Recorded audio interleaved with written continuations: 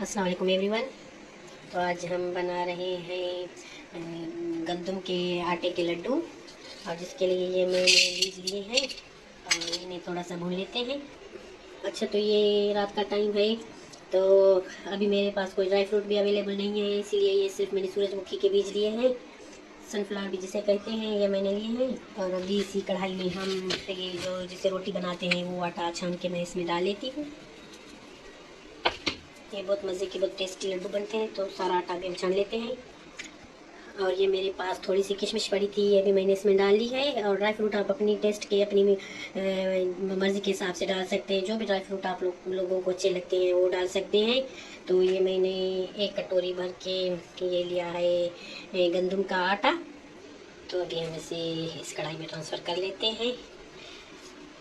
अच्छा, तो देखते हैं कि ऑयल इसमें आप देसी घी में बनाना चाहें तो वेरी गुड, बहुत ही टेस्टी, बहुत ही मज़े के बनते हैं।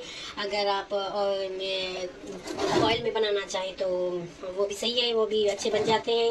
और अगर घी में बनाना चाहें, बनास्मती जो राइस से नहीं बल्कि घी होता है उसमें बनाना चाहें तो वो भी सही होता है। अच्छा, तो हमने ये ऑयल इसमें डाल लिया है। अभी देखते हैं कि ये ऑयल कितना पी जाता है। अभी अभी बिल्कुल लो फ्लेम पे से है, बिल्कुल लो फ्लेम पे से भूनना है। इसका फ्लेम बिल्कुल हल्का रखना है और ज़्यादा आंच पे तो बिल्कुल भी नहीं पकाना, बिल्कुल हल्की फ्लेम पे आपको इसे भूनना है। तो चलिए आहिस्ता हल्की फ्लेम पे से हम भून लेते हैं। अच्छा, तो ये 6 से 7 मिनट हो गए हैं, बिल्कुल हल्की आंच पे मैं इसे भून रही हूँ।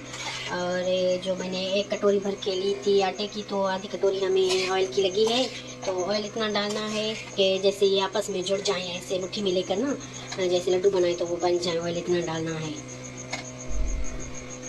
और ये मैंने शुगर पाउडर ली है, इसमें मैंने 2 छोटी इलायची भी डाल ली थी, वो भी साथ में पिस गई है। ऐसे मुंह में आती है तो फिर अच्छी नहीं लगती, इसलिए मैंने इसको साथ में पीस लिया है। और शुगर आप अपने टेस्ट के हिसाब से ले सकते हैं।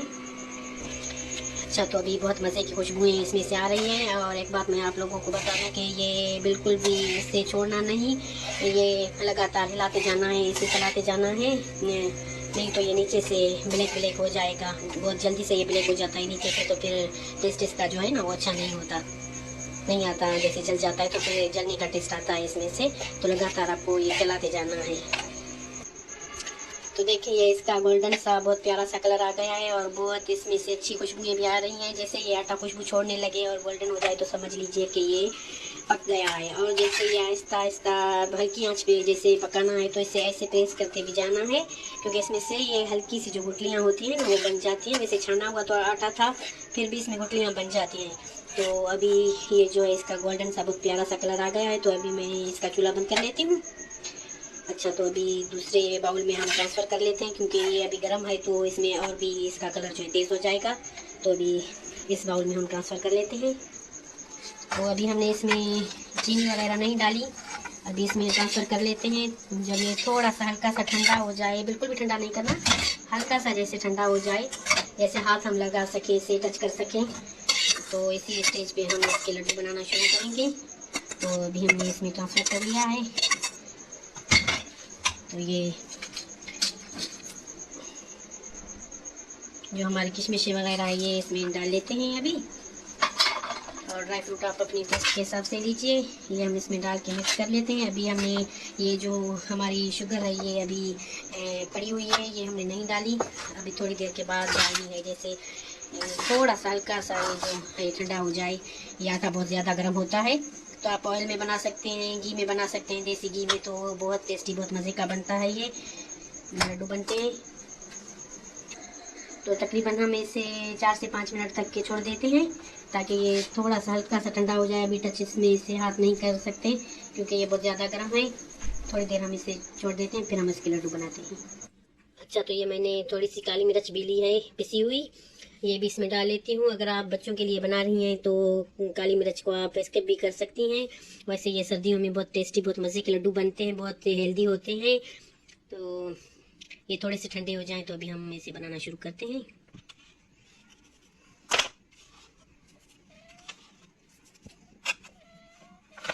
अभी ये अच्छे से ठंडे नहीं हुए, अभी बहुत ज़्यादा गर्म है। तो अभी सर्दियाँ आ रही हैं तो अभी तो बहुत जल्दी ये ठंडे हो जाएंगे। वरना इसे छोड़ना पड़ता है 10 मिनट 15 मिनट तक। तो अभी 5 मिनट में ये तो सही हो जाएंगे। अच्छा, तो ये हल्के से ठंडे हो गए हैं, बहुत ज़्यादा भी ठंडे नहीं करने। तो अभी इसी स्टेज पे हम ये चीनी डाल लेते हैं, और चीनी आप अपने टेस्ट के हिसाब से डालिए। और ये मैंने जो है वो पीस के चीनी डाली है इसमें। आप चाहें तो ऐसे भी डाल सकते हैं, ऐसे भी बहुत सारे लोग ऐसे ही डालते हैं। और जिनको जैसे मुंह में आती है, अच्छी नहीं लगती किसी किसी को, तो इसी वजह से हमें ऐसे ही पसंद है तो हम ऐसे पीस के ही डालते हैं। तो मिक्स कर लेते हैं ऐसे। अच्छा, तो ये इतना ठंडा हो गया है कि हम हाथ टच कर सकते हैं इसमें।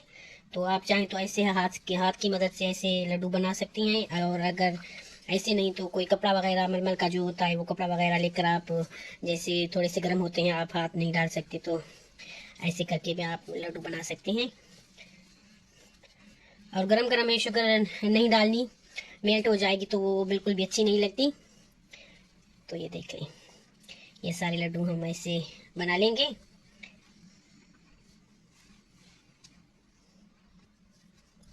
तो ये सारे लड्डू मैं इसी कपड़े की मदद से ऐसे बना लेती हूँ। और ये मैंने 2 लड्डू बनाए हैं, ये 2 मैंने बनाए हैं, सारे मैं ऐसे कपड़े की मदद से बना लेती हूँ।